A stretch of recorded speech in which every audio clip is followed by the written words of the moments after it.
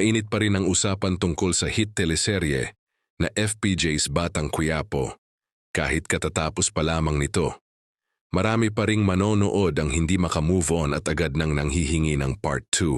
Tunang bidang si Coco Martin ay tila kinukulit na ng fans sa social media, kung saan sunod-sunod ang request na ipagpatuloy ang kwento. Ayon sa netizens, marami pa raw pwedeng i-explore sa istorya ng Quiapo at sa mga karakter na kanilang minahal. Hindi maikakaila na naging bahagi na ng gabi ng maraming Pilipino ang serye. Kaya naman ramdam agad ang lungkot at pangungulila matapos ang finale.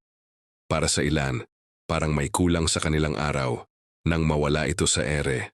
Dagdag pa ng fans, hindi lang aksyon ang nagustuhan nila, kundi pati ang lalim ng kwento, relasyon ng mga karakter, at mga aral na iniwan ng palabas.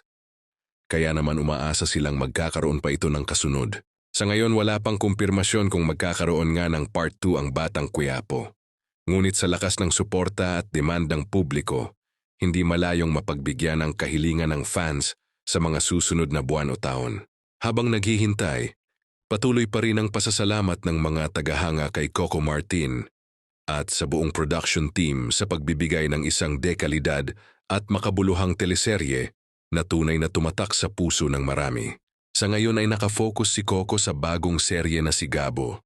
Na-delay lamang umano ang paggere, ngunit tiniyak naman nito na ia-anunsyo agad kapag nagkaroon na ng schedule kung kailan iere ang nasabing inaabangang serye kung saan kasama ang real-life partner na si Julia Montes.